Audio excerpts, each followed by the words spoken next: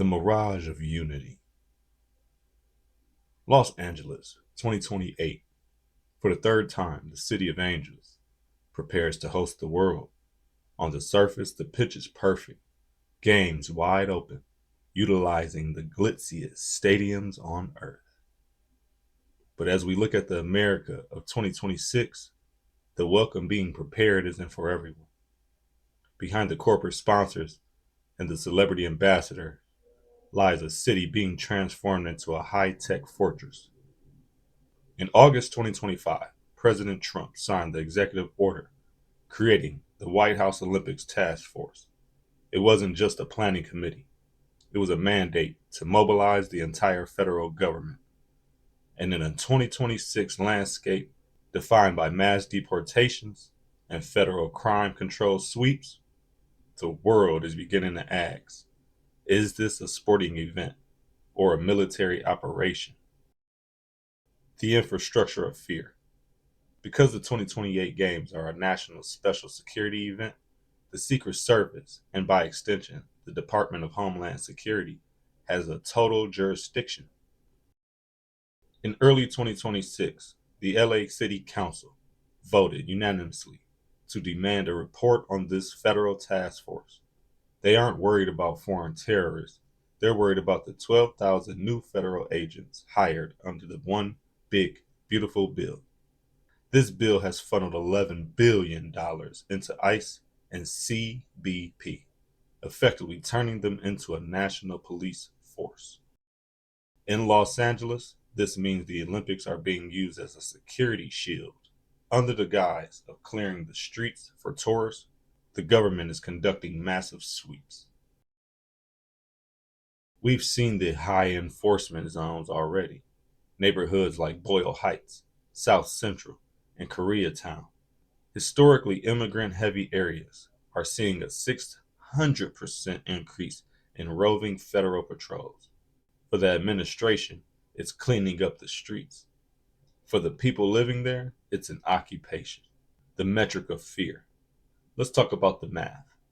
In 2026, arrests of people with no criminal record have surged by a staggering 2,450%. This is not about illegal aliens. It's about anyone caught in the dragnet. The recent fatal shootings of Keith Porter Jr. in LA and Renee Good and Alex Preddy in Minnesota by federal ICE agents have pushed the nation to a breaking point. In January 2026, we saw the ICE out national strikes. Transit hubs in LA were paralyzed as workers refused to cooperate with a government they viewed as extreme and incompetent. The question for 2028 is, how can an athlete or a family member from a shithole country, our president's words, feel safe here in the United States when the federal government is actively hunting people who look exactly like them? The segregated games. Then there's the visa wall. In 2026, the administration expanded the travel ban to 39 nations. It has created a two-tiered Olympics. If you are an athlete, you get a FIFA pass, a golden ticket that grants you a sanitized, high-security escort. But if you are an athlete's father, mother, or child from a banned nation, you are likely denied a visa. Even within the village, rumors of a containment zone are swirling. Critics argue the administration will isolate countries from the Americans to maintain an American first image, disguised as national interest security. Is it a global festival if half the world is barred from the stands? The 2028 Olympics will likely occur without incident, but that's because an extreme government is very good at one thing: silencing dissent. With the facial recognition at every corner, AI surveillance in every transit line, and 135,000 detention beds waiting, LA will be the most monitored city in human history. The world will come for the gold medals, but they may leave with a chilling look at what happens when a global celebration is used as a mask for a domestic crackdown. The question isn't whether LA can stay safe. It's whether there will be any angels left in the city of angels by the time the flame goes out. In 1936, the Berlin Games were an ultimate case study in state sponsored exclusion.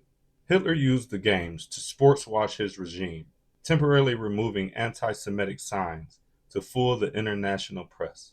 At the time, Black American athletes like Jesse Owens were being hailed as heroes in Berlin for defeating Aryan supremacy, yet they were returning to a Jim Crow America where they couldn't even sit in the front of a bus.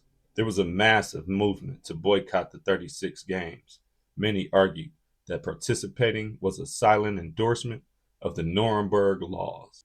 Currently, the U.S. travel ban, as recent as 2026, affects 39 countries, primarily from Muslim, majority African, and Southeast Asian nations. The State Department has issued exemptions for athletes and coaches for major sporting events like the 2026 World Cup or the 2028 LA Olympics. While the stars may get in, their families, fans, and national media from those 39 countries are largely banned. This creates a sterile environment where a country's team is present, but the people are not. Even with an exemption, the vetting process, now treated as a national security decision, can be a deterrent, making athletes feel like suspects rather than guests. Global conflicts are currently forcing the sports world to pick sides in a way we haven't seen since the Cold War. For the 2026 Winter Games, Russia and Belarusian athletes are largely forced to compete as individual neutral athletes without flags or anthems due to the war in Ukraine. The tension in some of these nations being banned for territorial violations like Russia, while others face heavy international criticism like Sudan, Yemen, or the Palestinian Authority. They face travel restrictions that make participation nearly impossible. Conflicts in Sahel, Sudan, and the Middle East do not stop athletes from traveling. They destroy the very stadiums and training grounds need to qualify. So, what happens when the world's playing field isn't level?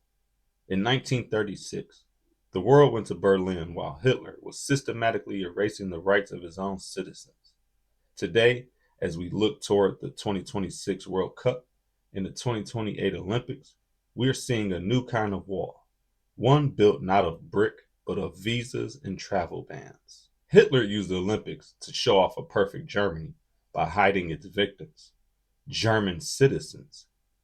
In 2026, the travel ban creates a similar vacuum.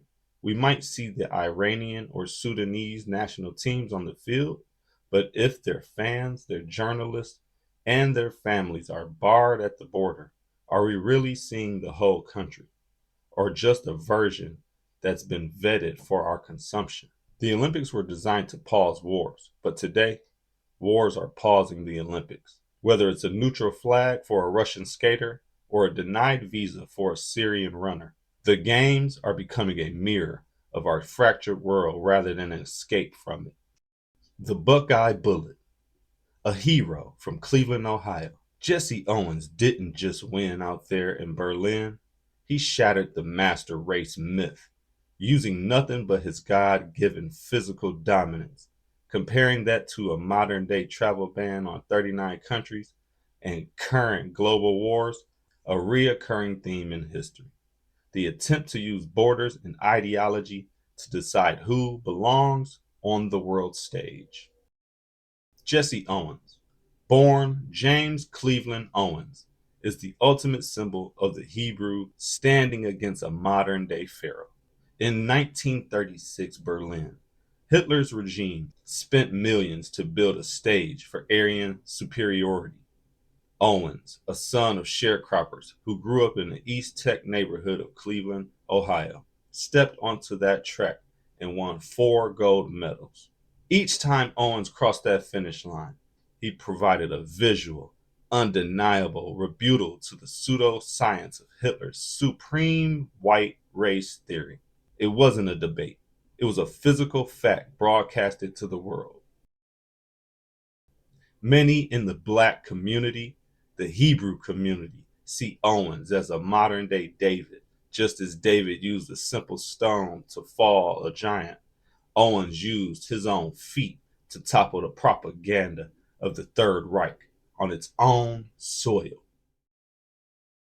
Under the current administration expands, citizens from 39 nations, including Sudan, Syria, Iran, and Haiti, among many others, face extreme entry restrictions. While the 2026 World Cup and other upcoming athletic events have carve outs for elite athletes, the fans, families, and media from these nations will not be allowed. This creates a segregated experience. We want your talent, but exclude the people, the culture that made these people who they are. It mirrors the 1936 reality where Owens was cheered in Berlin, but could not eat at certain restaurants or sit in the front of a bus when he returned to America, facing lynchings on any given Sunday after church. This is the life that his parents grew up in, and he faced the aftermaths in his life. Not as extreme, but the threat was still there. They told us one race was chosen to rule, and the rest were meant to serve. But in 1936, a man from Cleveland, Ohio proved that physical truth is more powerful than political lies.